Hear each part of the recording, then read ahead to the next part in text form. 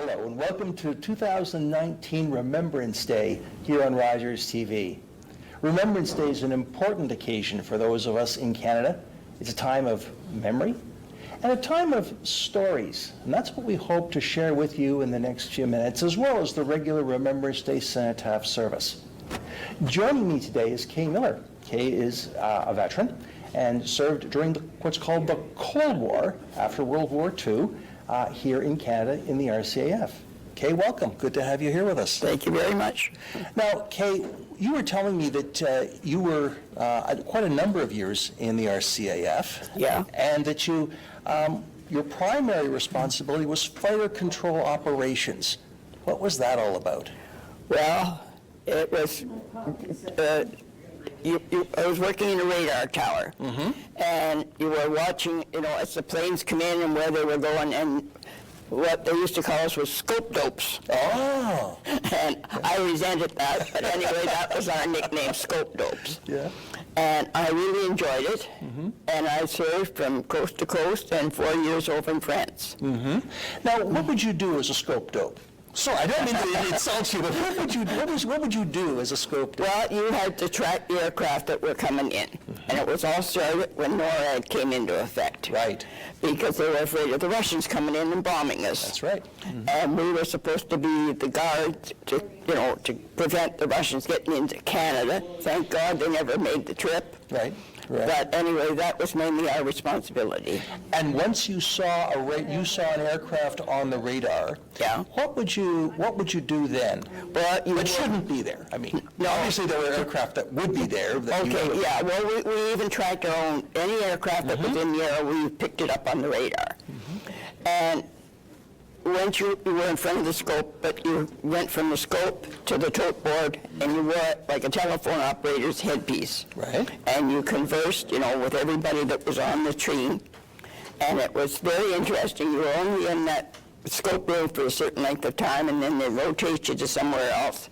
And it was 3 or 4 different positions. It was all in one area. In the one building, so to In the speak. one building, yes. Yeah. And it was a big radar building, with the round top on it. Golf ball. Golf ball, yeah, Massive golf ball. that's right, yeah. Yeah. But Yeah. it was really an enjoyable trade. Yeah. And how many years did you serve in total? I was about 3 years. Right. Yeah. Right. Now, do you recall any specific incidents that where there might have been an aircraft in trouble that you ever saw? Fortunately for me, no.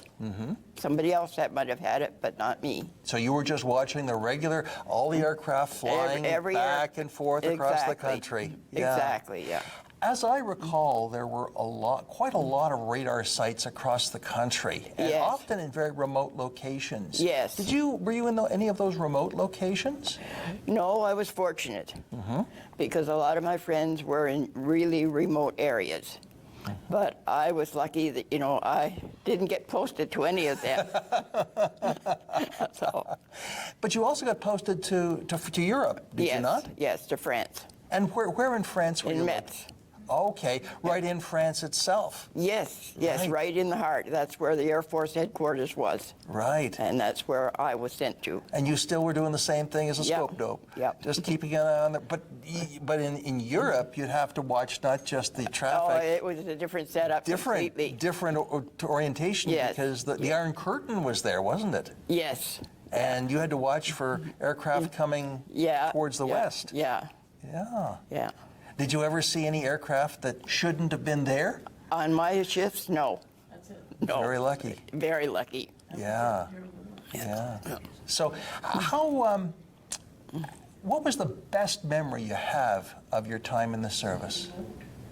Well, I really enjoyed France because the French over there are some, they're more like Owen Sound people. Okay. They would give you the shirt off your back. Yeah. And the language is completely different than the French spoken here. Of course it is. Now, I mean, all I've got is my high school French. Yeah. And I can't converse with the French Canadian because Right. to me, that's just slang. There's about 400 years difference in the Honestly, language. I know yes, that. But yes. yes, but you had no problems. And no problems at all in France. Great. I mean, and the thing over there, the school system was different. They don't go to school like they do here 5 days a week. Right. They went from Monday to Thursday, and then Friday was their day off. Okay. And the reason for that was during the war, they needed the kids to go out and help the farmers. Right. And that's why they gave them Friday, and it still continues to today. Really? Yeah.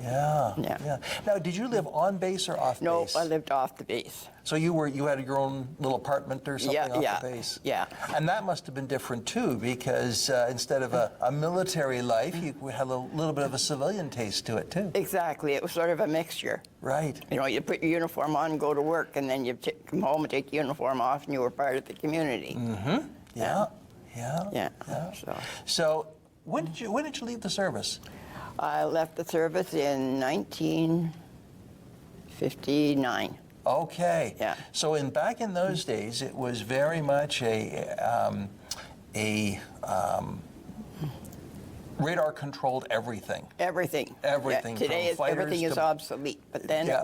that was the in thing today. And computers didn't exist. Oh no, no. It was a very manual process, wasn't it? It really was. Yeah. Yeah. And how many other women were working with you? Oh, there was 99% of the women were all fighter control operators. Right. Yeah. Right. Because the men, they got the more technical Mm-hmm. aspects, you know, the mechanics and the aircrafts and all that. Right. Whereas the women, you were either a secretary or a fighter cop. Right. And that was it. Right. So. Right. But anyway, I really enjoyed it. Good. Well, Kay, thank you so much for telling us your story. Thank you for your service, and I'm sure that this Remembrance Day will be, as usual, very memorable for you. Oh, yeah, certainly. And I'll certainly be there for the big parade. Absolutely. Okay. Thank you. Thank you. There's Mary Fish, I think it's Fish. She was Soldiers Memorial. Her name is on the list. That's on the west side. I believe there's another one from the Washington area who was nursing since during World War I. Well, there's a lady that came from Hanover, and she married what was the fellow that started the cement business. Oh, okay. Yes. The son, yeah. Okay. She got a lot of medals. She was refused. They were often refused by the Canadians, and they went and joined the American Army. Yes. And then she was the most decorated woman in World War I. Because the reason I say that is that I'm having this conversation with Grey Roots, a memorial up there, Grey Roots, which refers to men only. Well, you know, that's not been looked into, I don't think. You know, somebody that might know too is the lady. She works at a second-hand store up at the Mission, and she wrote the book about the nursing book. Wilma. My guest today is Davy Gardner. Now, Davy is a very special veteran for a number of reasons. First of all, she is of an exceptional age, and I can say this, she's 95. But the other important factor, and I think is of great interest, is she is a Camp X veteran. If you don't know your Canadian history, go look up Camp X, because it's a very significant part, an important part of our World War II history. Camp X was a top secret, hush-hush. Well, let's just say that Ian Fleming of James Bond was there. Davy, welcome. Good to have you here. Thank you. Now, Camp X was a very important place in Canada in World War II. Where was Camp X?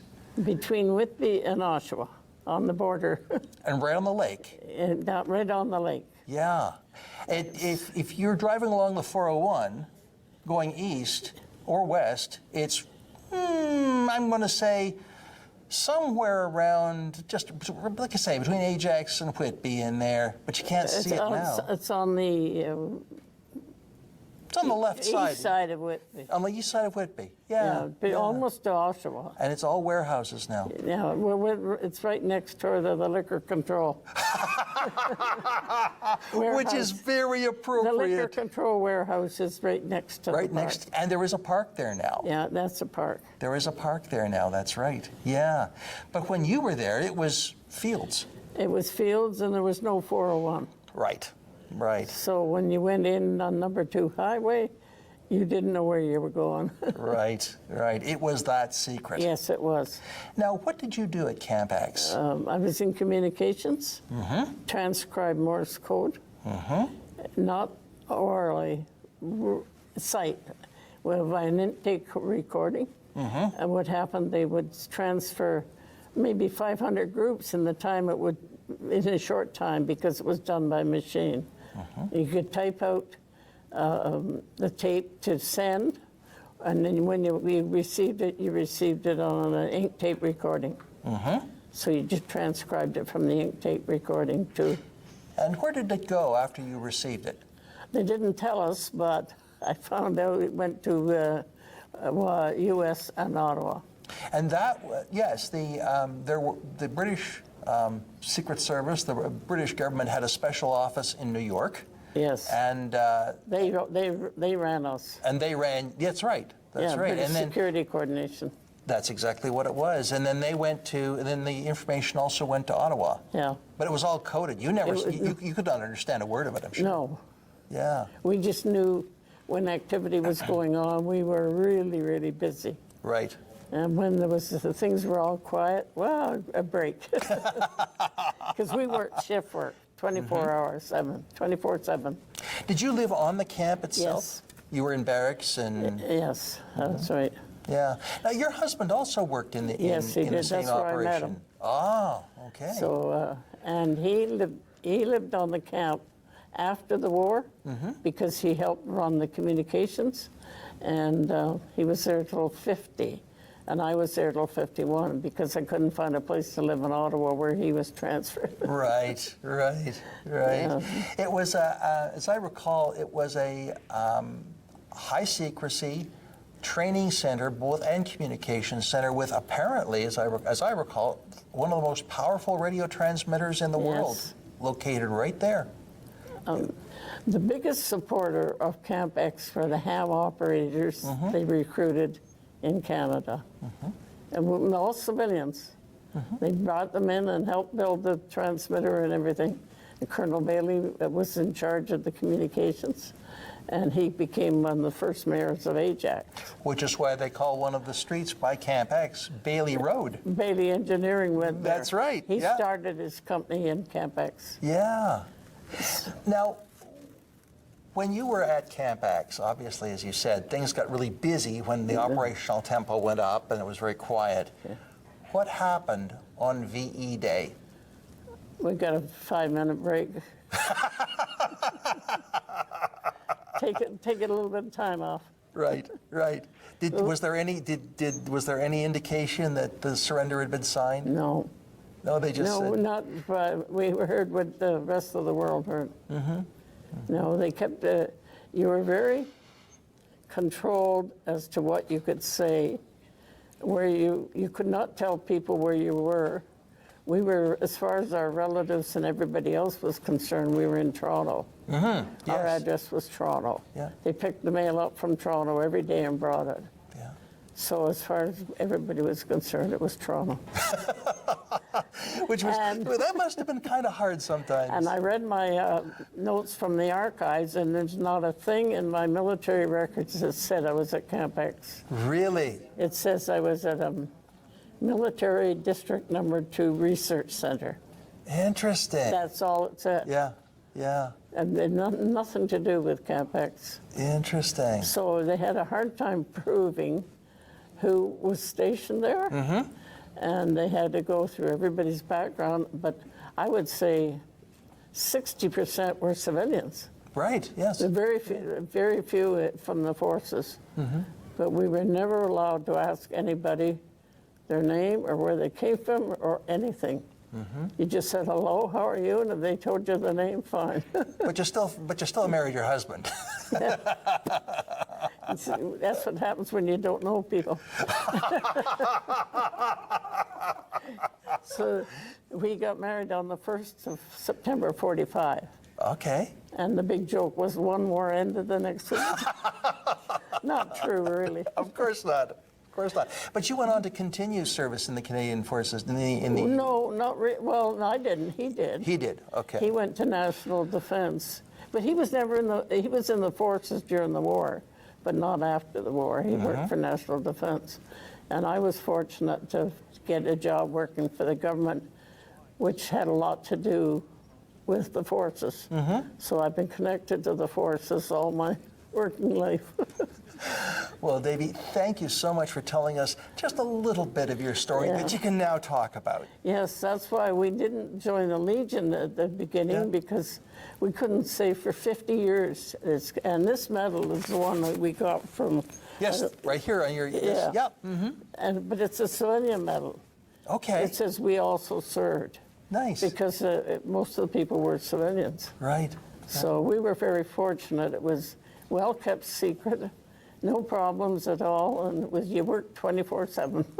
Well, thank you for your service and for your story. Yeah, it was a good, what would I say,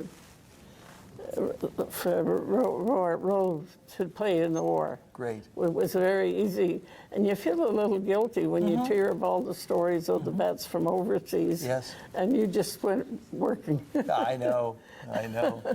And protected, and so thank you. Thank you. My next interview is... That's right. Absolutely. Absolutely.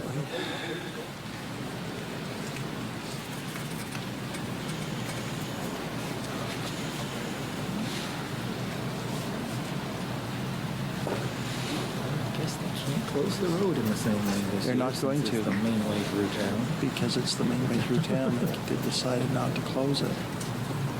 So, They're still going to shoot off the cannon over there? Scare Yes. the hell out of people in their cars.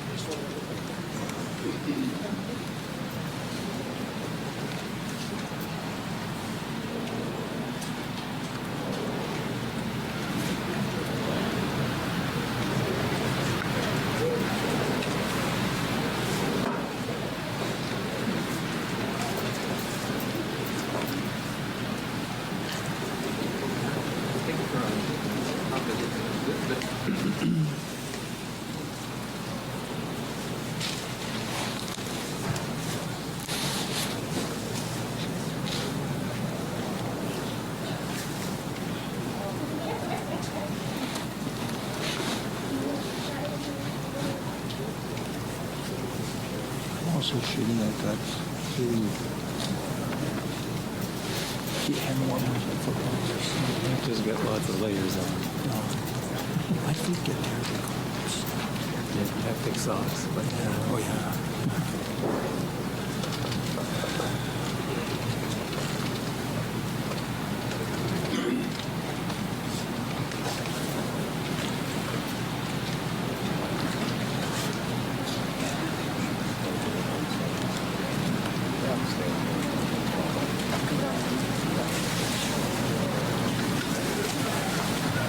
My next interview is with Barry Jack. Barry was a medic in the Canadian Forces. Barry, welcome. Good to have you here. Thank you very much. Now, Barry, you started out as a medic in basically the Cold War. That was the period of service. That's right. Sometimes called the Quiet War or the Silent War or the Deep War. I've heard it referred to as all of that. What year did you start? I joined the 10th of August, 1966. Joined in and went to Saint-Jean, Quebec, did our basic, and I went into electronics because I had almost my grade 12 at that time. They thought I would be perfect for electronics, only to find out that I was poor in math. It doesn't work.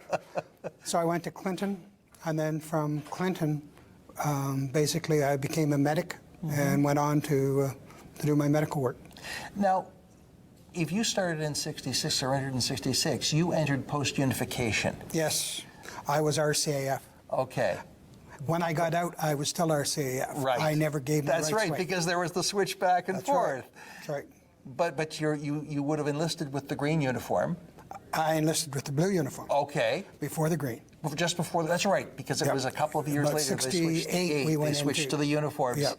So that was probably just as traumatic as anything. It was, yes. Well, you lost your identity. Sure, sure. And if you went to serve with a Air Force unit, everybody else was different at the time, and Navy never did change. Right. They kept their own uniforms, as you might well say. They did. Now I notice you're wearing the peacekeeping medal.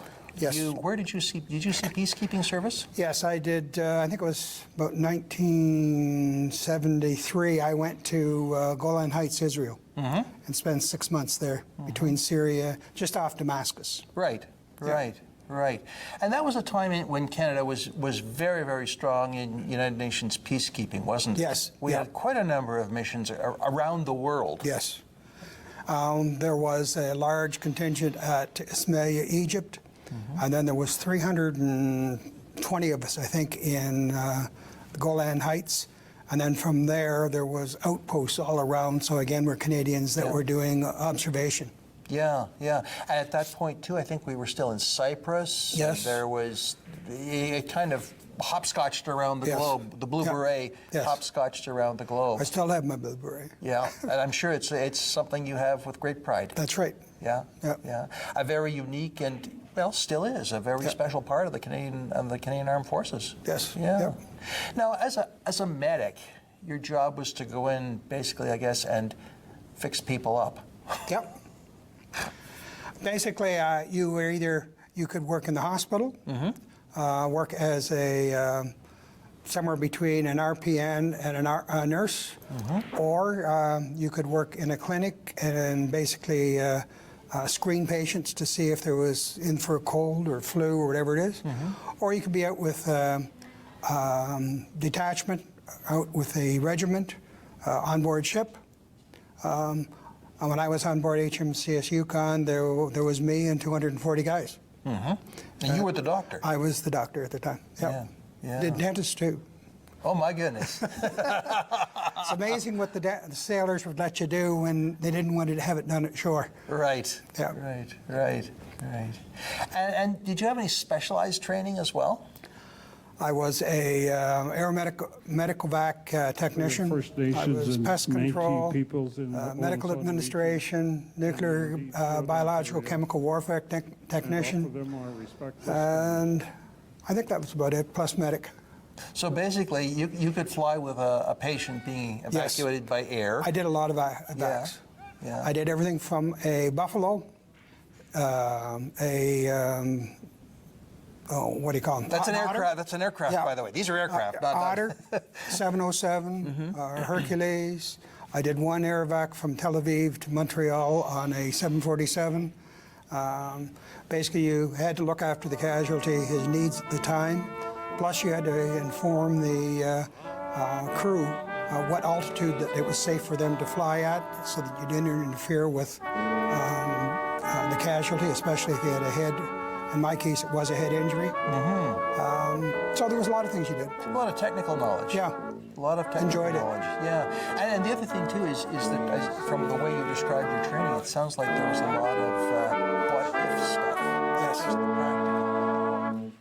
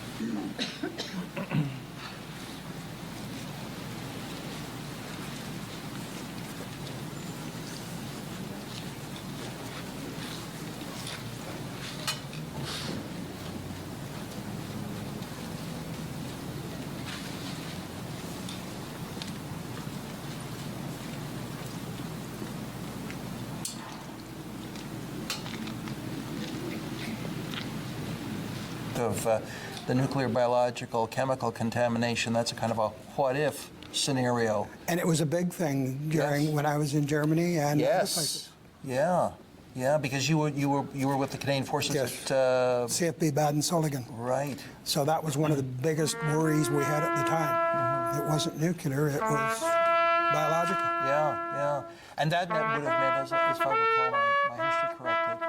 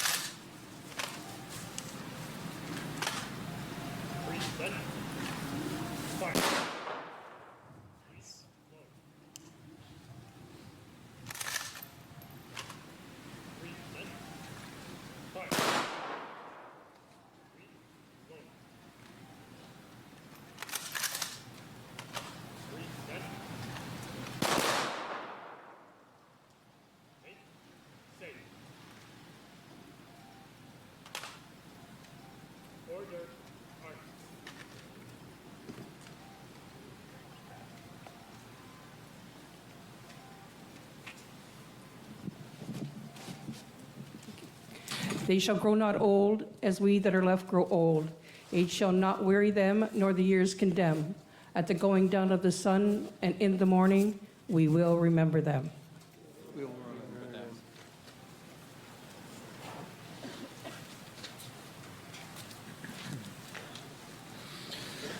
El Malai Rachamim, God, full of compassion, dwelling on high, grant perfect rest under the wings of divine providence among the holy and pure who shine as the light of the firmament, to the souls of our beloved kin whom we recall with blessing on this day.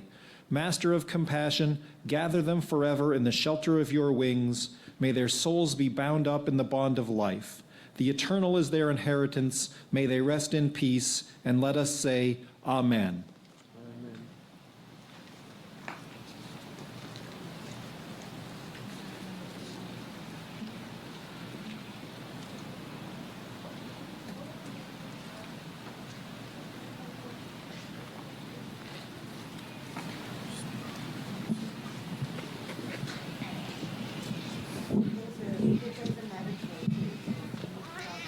In Flanders Fields by Lieutenant Colonel John McCrae. In Flanders Fields the poppies blow between the crosses, row on row, that mark our place, and in the sky the larks, still bravely singing, fly, scarce heard amid the guns below. We are the dead. Short days ago we lived, felt dawn, saw sunset glow, loved and were loved, and now we lie in Flanders Fields. Take up our quarrel with the foe. To you from failing hands we throw the torch. Be yours to hold it high. If ye break faith with us who die, we shall not sleep though poppies grow in Flanders Fields.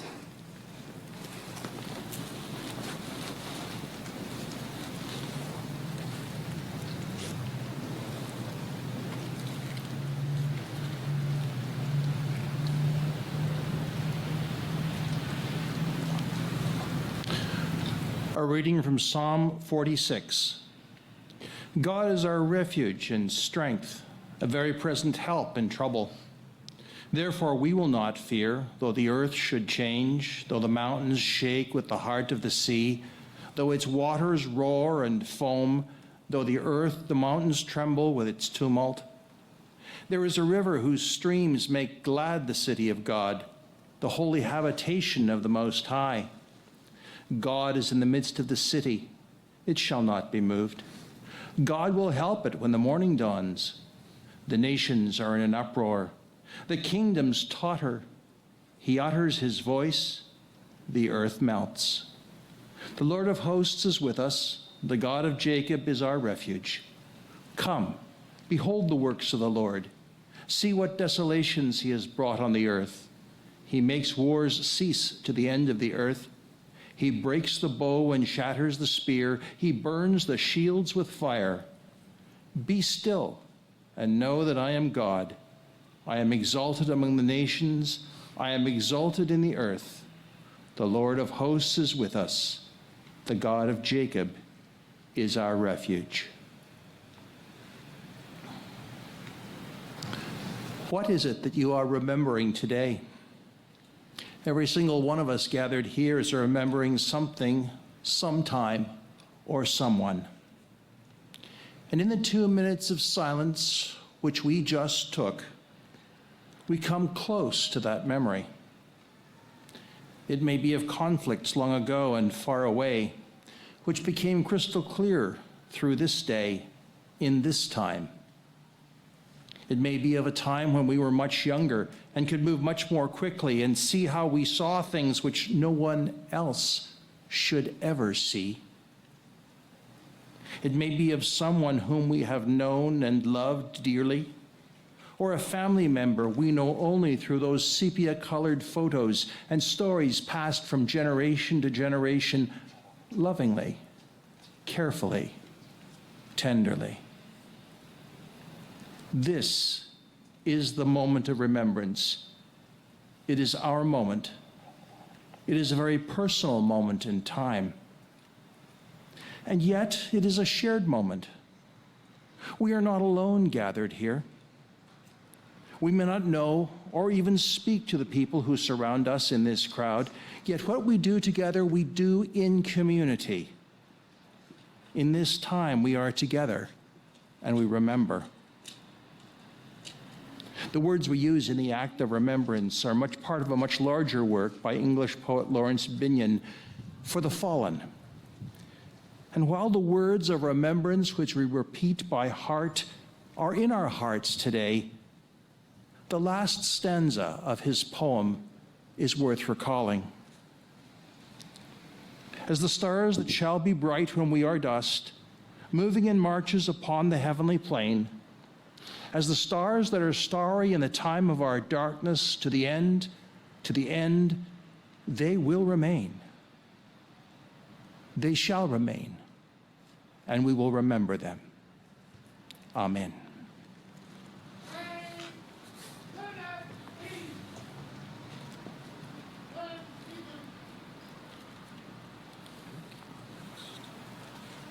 Okay, yeah. We will remember them. Heavenly Father, gracious God, on this Remembrance Day, we are gathered here to thank, to appreciate, and to honor especially our veterans. We know that despite their own fears in the wars and battles they fought, and the odds against them, they forged ahead in our defense with little or no regard for their own safety. Over and over again at locations such as Vimy, Ypres, Dieppe, Korea, Afghanistan, Iraq, the Gulf, the men and women of the Royal Canadian Army, the Royal Canadian Navy, and the Royal Canadian Air Force, and the Merchant Navy proved their dedication by giving up their lives. We thank them, and we will remember them. We know in our hearts that the depth of their dedication to us and our protection and safety. We beseech you, dear Lord, to remember as well those members of the Canadian Forces who have participated in peacekeeping operations from Cyprus to Mali. The danger of these operations calls for the same dedication as wartime operations and often comes with unclear rules of engagement. For those veterans to whom you have called and for whom you have prepared a place, kindly welcome them into your heavenly kingdom and allow them to intercede in our behalf. For those who remain, please guard them as the apple of your eye. Keep us ever thankful, dear Lord, for our honored vets. We will remember them.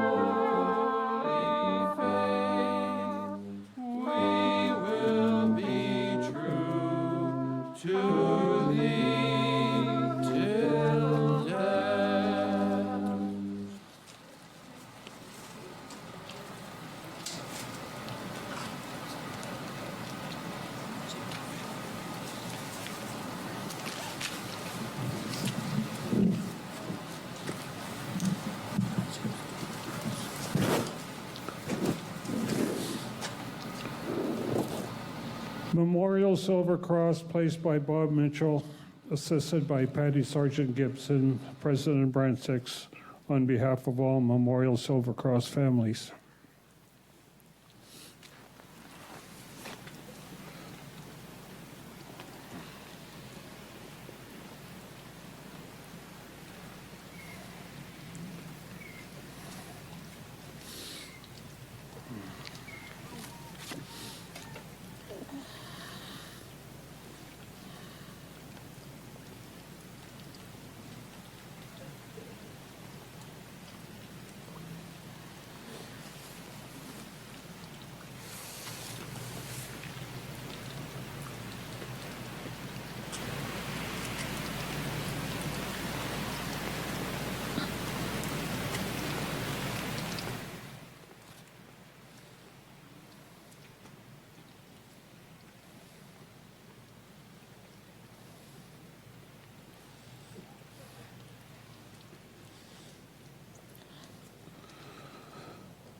Government of Canada, on behalf of MP Alex Ruff, placed by Master Warrant Officer Longfee, assisted by Anne McCallum, First Vice President.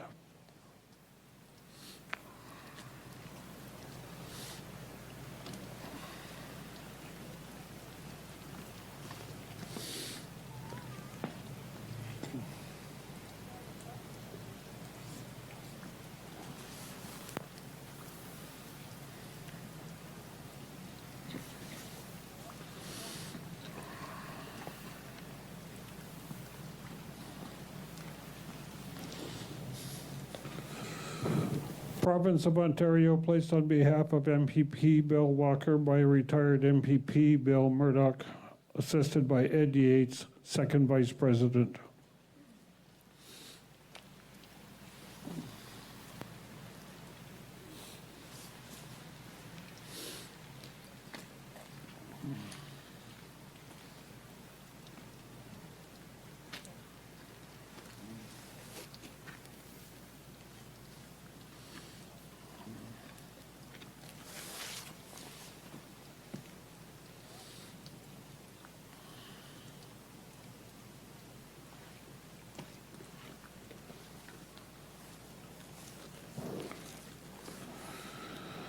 City of Owen Sound, placed by Mayor Ian Boddy, assisted by Jeff Lockwood, Brand 6.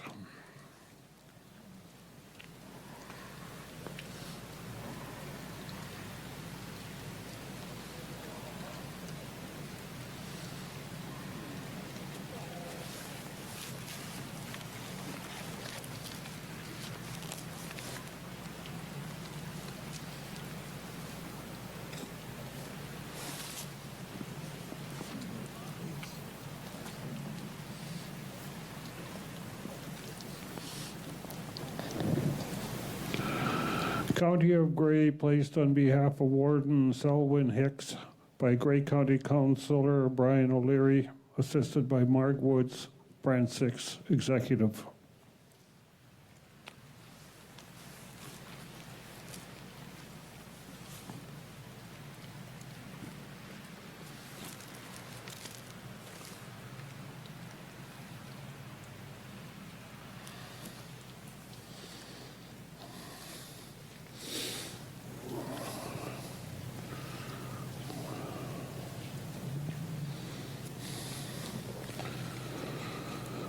Township of Georgian Bluffs, placed by Mayor Dwight Burley, assisted by Les Highfield, past President, Brand 6.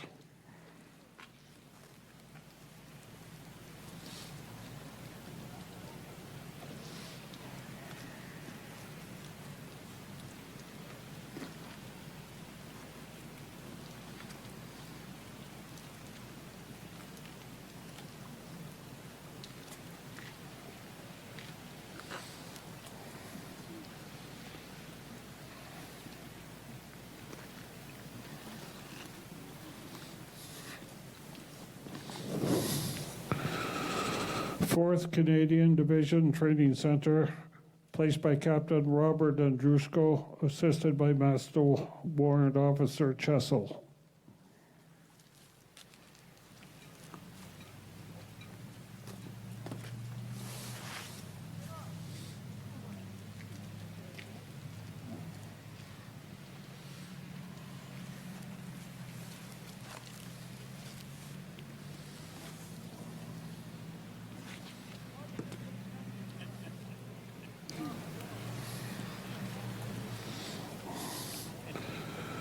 Serving members of the Gray and Simcoe Foresters, placed by Captain McLean, assisted by Master Warrant Officer Chessel.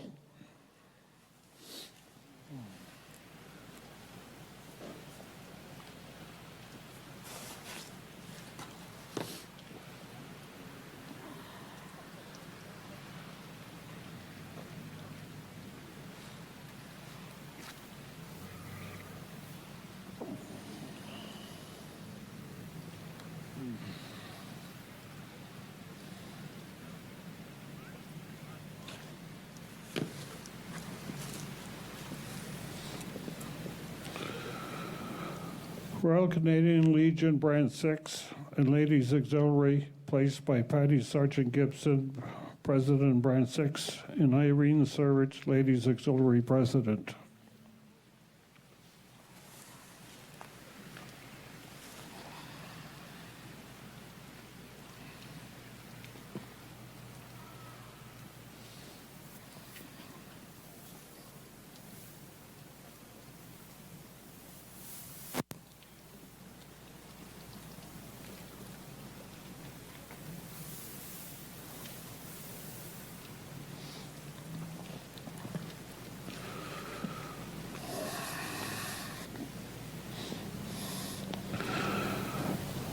Veterans Affairs Canada, placed by Anita Taylor, assisted by Barry Jack, Veteran Service Officer, Branch 6.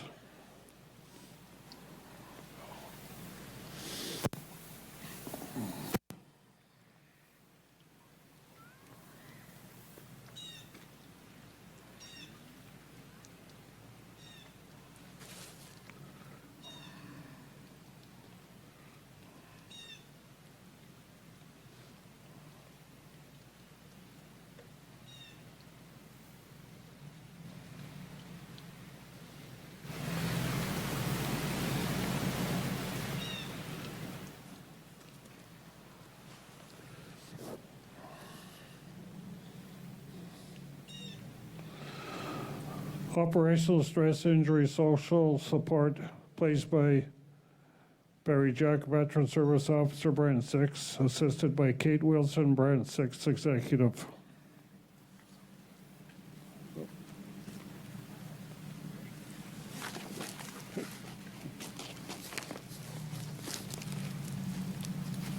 They did a change on me.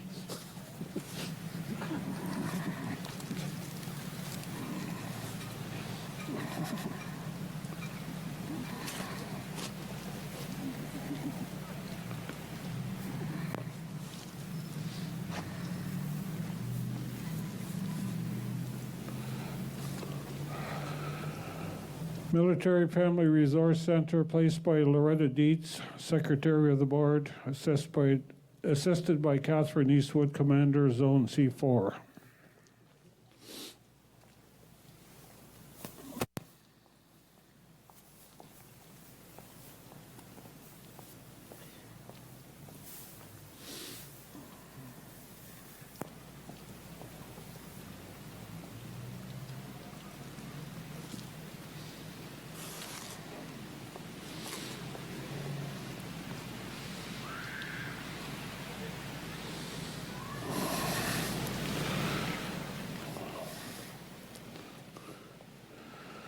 Canadian veteran Freedom Riders, placed by Nicholas Goody, retired British Army, assisted by Ray Ralston, retired Auxiliary Police.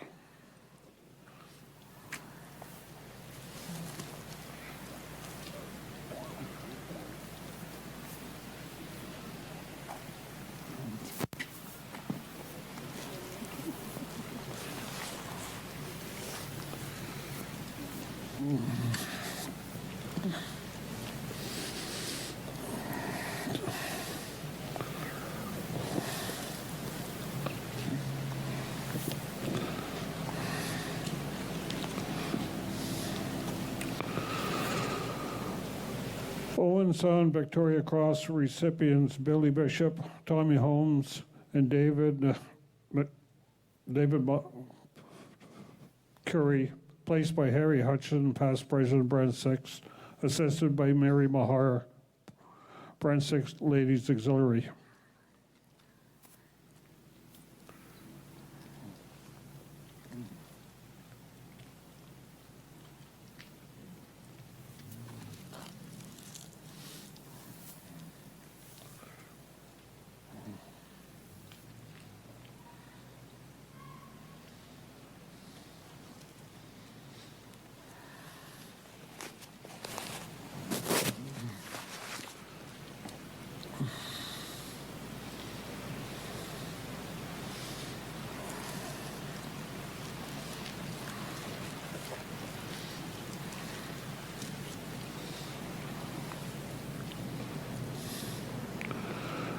World War I, placed by Milne Baker, Branch 6 Executive, assisted by Kathy Lindsay, Branch 6 Ladies Auxiliary.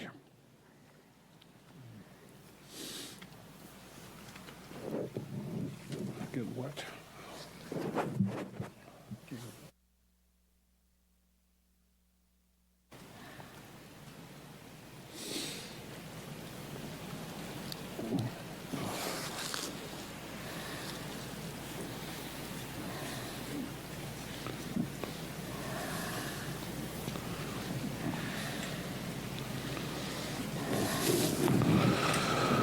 World War II, placed by Don McIsaac, veteran, assisted by Melinda Brown, Branch 6 Ladies Auxiliary.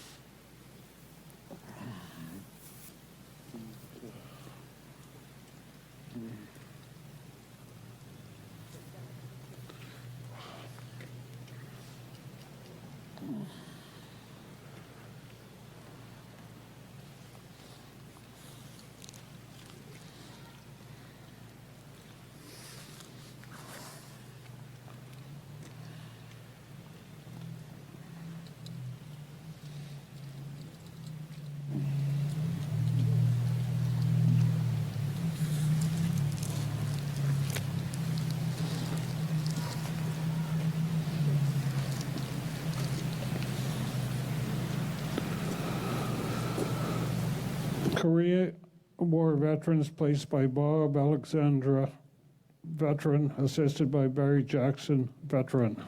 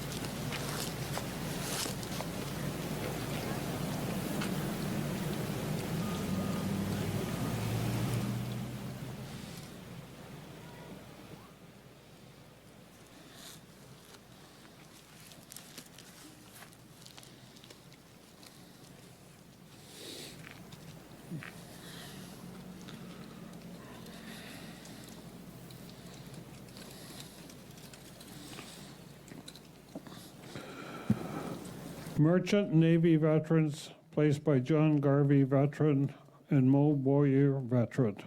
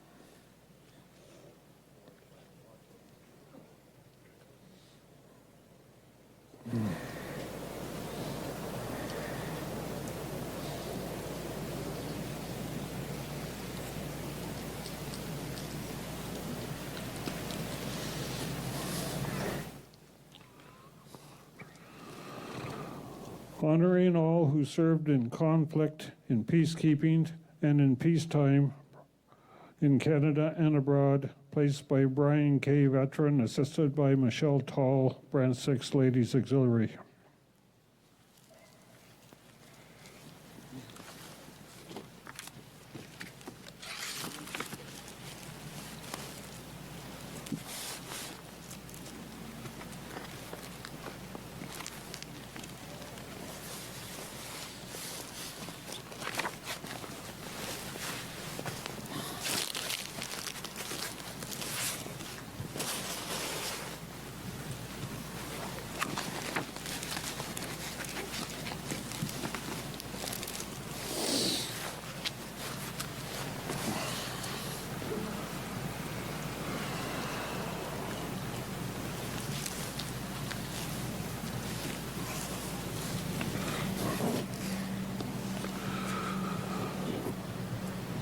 Prior to the service, the following families had wreaths placed in remembrance. In memory of Tony Penichetti by the Penichetti family. In memory of Sam Smart Sr. by his loving family. In memory of Ab and May Walker by Alf and B. Walker. In memory of Corporal Evan Griffiths and Sergeant Ken Griffith by Bob and Carol Griffiths. In memory of May Elizabeth Noon by her 9 daughters. In memory of R.J. Bob Turner by family and friends. In memory of Sergeant William C. Corbett, World War II 36 Battery RCA by the Corbett family. In memory of Major Frank Barnett Hewitt, veteran of World Wars I and II by Jillian Lesson family. In memory of Grant Proctor and Daniel Proctor by the Proctor family. In memory of Honorary Colonel W.F. Bill Granger, Gray and Simcoe Foresters Regiment by his loving wife Billy and family.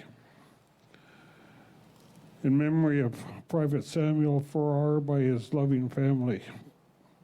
In memory of Corporal Robert Mitchell by his loving parents Carol and Bob Mitchell and his children Cameron, Ryan, and Jay Lynn. In memory of brothers William Allen Bishop, Howard Francis Bishop, and their cousin, Lieutenant Colonel Reginald Worth Bishop, all War I by Maggie Bishop, Jean Ann Sabiston, and Fred and Judy McKay and family. In memory of Leslie Armstrong, World War I, and his son, Pilot Officer Kerwood Armstrong, World War II, by the Terry Armstrong family, and Marcia and James Thompson and family. In memory of Beverly Armstrong, RCAF, and Jack Armstrong, Special Forces, both World War II, by the Terry Armstrong family, and Marcia and James Thompson and family. In memory of Douglas Daniel Mahar of the Merchant Navy by the Mahar family.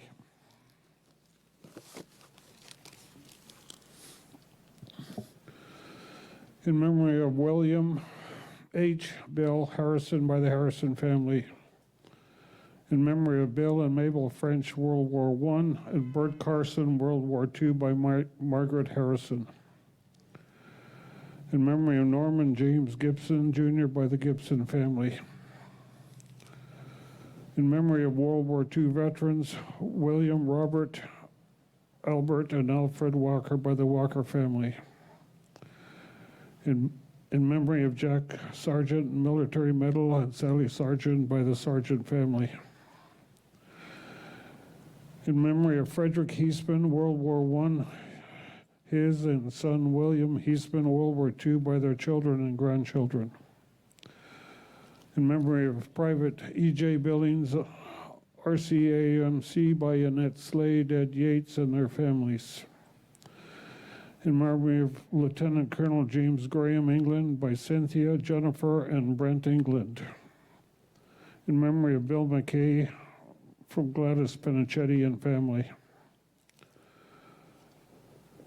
In memory of Inspector Mickey K. Owen Sound Police Services, by his family.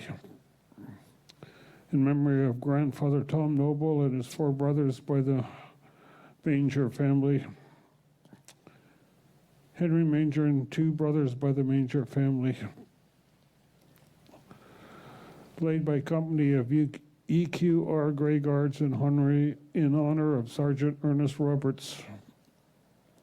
In memory of Flight Officer Clarence Long, by the Barber family.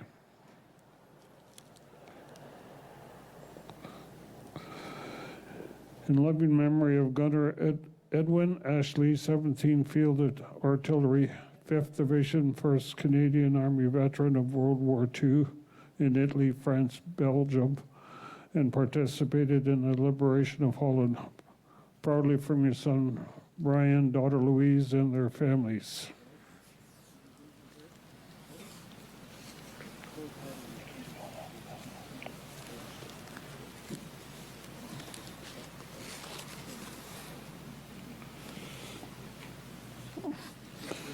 Prior to this service, wreaths were laid at Greenwood Cemetery in memory of the men and women who served in World Wars I and II.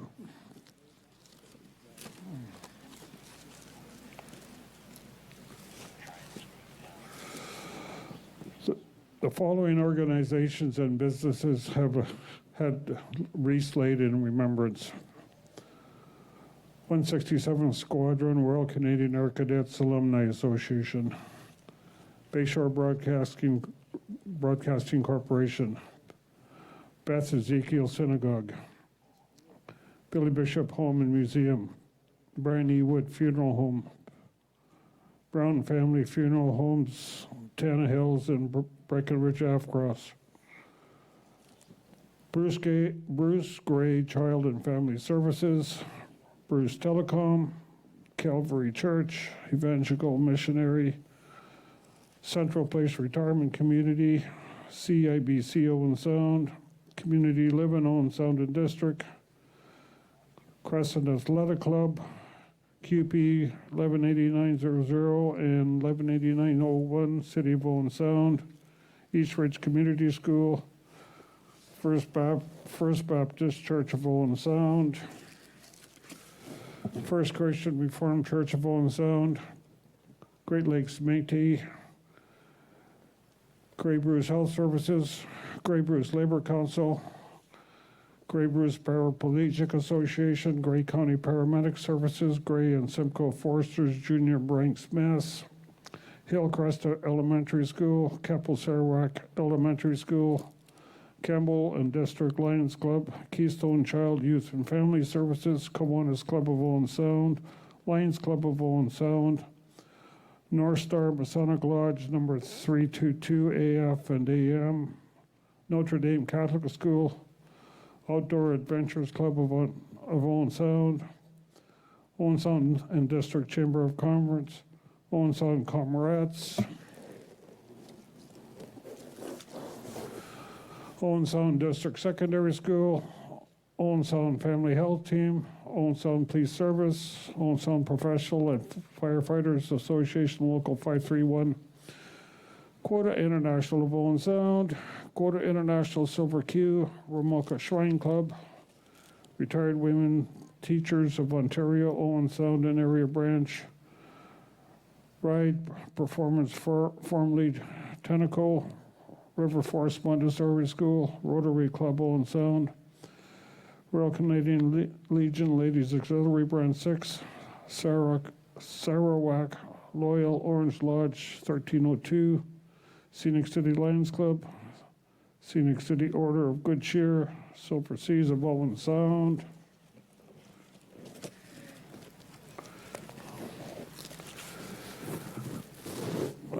St. Andrew's Presbyterian Church, St. Basil's Catholic School, St. George's Anglican Church, Owen Sound, St. George's Masonic Lodge, number 88, St. John Ambulance, Grey Bruce Huron Branch, Sydenham Sportsmen's Association, the Community Waterfront Heritage Center, the Georgian Yacht Club, the Grey Bruce Pet Hospital, the Salvation Army Community Church, Owen Sound, the United Churches of Owen Sound, Timothy Christian School, Transcontinental RBW Graphics, Victorian Order of Nurses, Grey Bruce, Santa Club of Owen Sound. If there are any other organizations with a wreath to lay, please come forward now.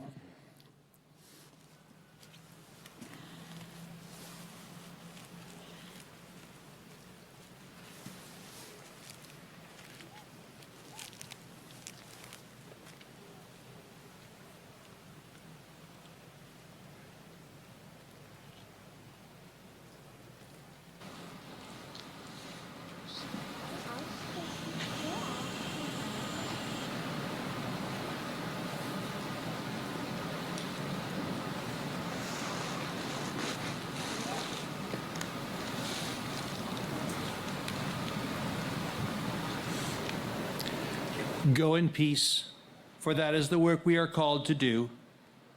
Go in hope, for that is what we are called to have because of those who have gone before and stood for us in times and places we can barely imagine.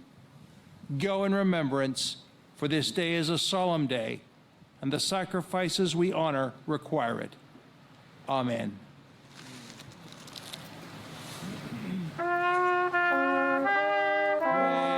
Gracious Queen, long live our noble Queen. God save the Queen. Send her victorious, happy and glorious, long to reign over us. God save the Queen.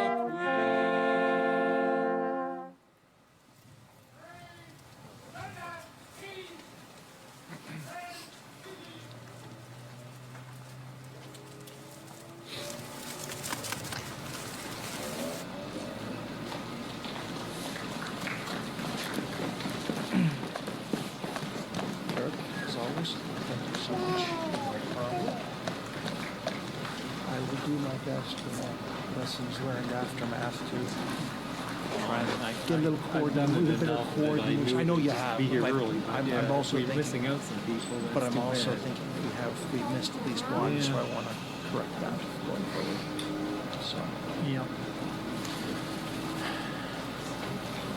thank you. Well, thank you. Good to see you again. Yeah. And I'll well, see.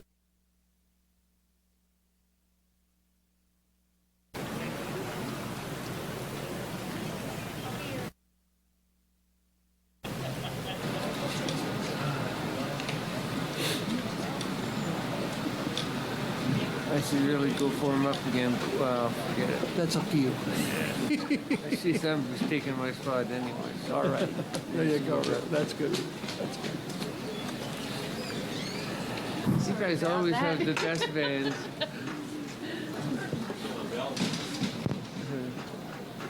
All righty. Bye-bye. All right. Thanks. later. See you. See you again. Okay. Gentlemen?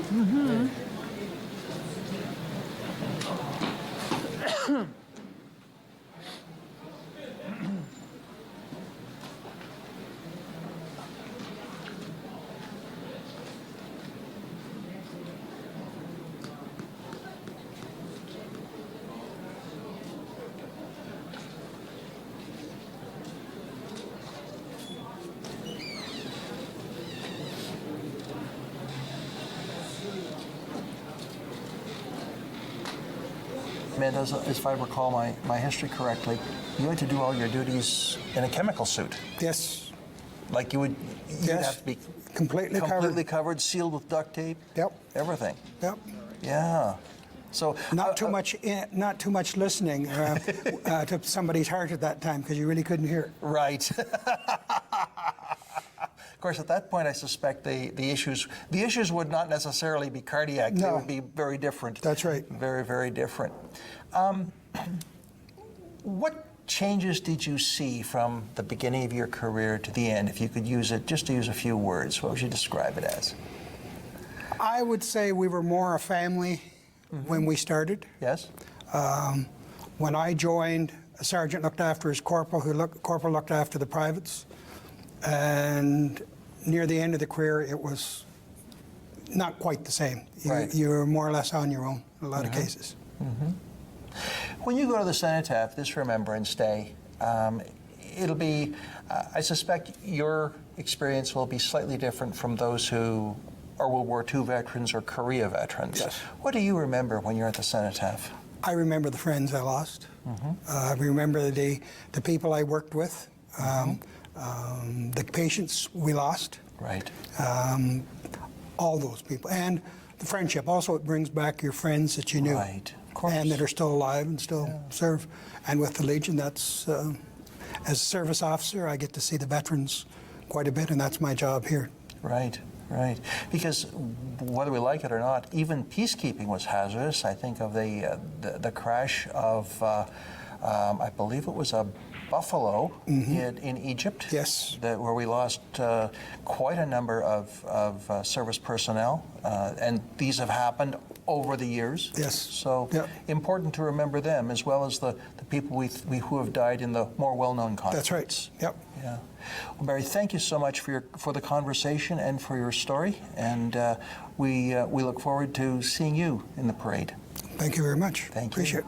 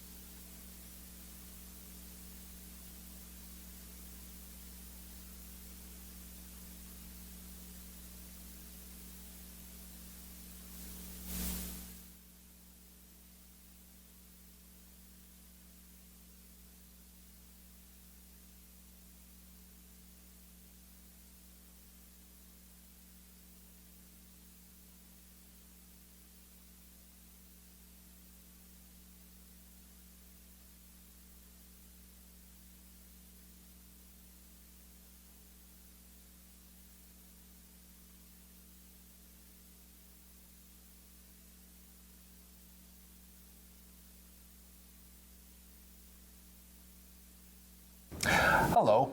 My guest now is John Garvey. John is a veteran of the Merchant Marine, which is a different kind of service, but a service that was tremendously important, especially in the Second World War. John, welcome. Thank you. Now, can you explain what the Merchant Marine was and what it did? Well, we were delivery boys. Okay. We'd load our ship up in Canada with anything from canned peas to cannons, and we'd take it to wherever it was needed, in England, Africa, or wherever it was needed, and unfortunately, we didn't have much protection. Right, that's very true. We had twin Oerlikons on each side of the bridge, machine guns, and a 12-pounder on the stern. And that wasn't much when you were dealing with maybe a big battleship or a submarine. Submarine, because he had 6-inch guns. That's right, yeah. So, Now, when did you enlist in the Merchant Marine? 1940. I boarded a ship in Halifax, 1940 on the 28th of December. And on the 15th of February, I was in England on my first trip. And when were you discharged? Oh, the war was still going on. Let's see, in February. Yeah, in February, my left knee got banged in a storm, and I couldn't stand on it. Right. So they sent me home in February. And the end of March, my dad come in and he says, "John, I got some bad news for you." And I said, "Who was it?" Like, I had my brother in the Air Force and cousins in the Army and Navy. He says, "No, it's not that." I said, "Then what's the bad news?" He says, "Here's your conscription notice." Oh, gee. Yeah. I says, "Dad, I've only been home a month and they sent me here." And I said, "I'm not even going down." He said, "If you do not go, your name will go on the list, and if they run into you sometime in the future, you could go to prison." That's right, that's right. So I said, "Okay." So I go down to Wolseley Barracks in London, sign in, and there's a sergeant there. When I went in, I was mad, and I just threw the papers on his desk, and he started giving me the business. And I said, "Sergeant, I'm not in the Army. Don't tell me what to do." So, What the temerity of an army man telling a sailor what to do, eh? yeah. Whole life. Yes, yes. Yeah. Well, John, what kind of trips did you make? You obviously left from Halifax, but where did you end up? Well, Liverpool was a really big base because it was at the southern part of England. Right. Made it easier and faster to get to. And then from there to Scapa in northern Scotland, we were in different ports. So kind of like a regular run that you did. You know, there was no regular run. Okay. And when you signed on the ship, you went in, you didn't know where you were going. Sure, sure. 24 hours after you're at sea, then the captain says, we're going to go to Liverpool, we're going to Gibraltar, we're going to North Africa, or even like in 42, when the Americans made their landing in French Morocco, we were in that convoy. Right, right. There were 3,000 ships there. So, That was a big convoy. yeah, well, it didn't go all at once. No, It was out there and then it just combined. And we were sitting there and we thought, boy, what a perfect bunch of targets we are for submarines. Were you in convoys where there were ships lost to submarines? Yeah. In the first part, just about every convoy, because if you had two escorts, you were an armed raiders. Right. And the first ship I went over on, we didn't have any guns. They kept the captain, he had them in his safe.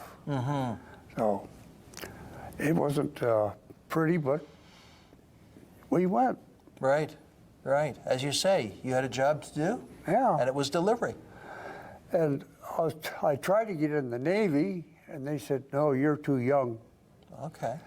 So I shopped around with Canada Steamship Lines at Windsor at the docks, and with them, helped me get on a ship. Sure. And then I left Christmas night at 5 o'clock.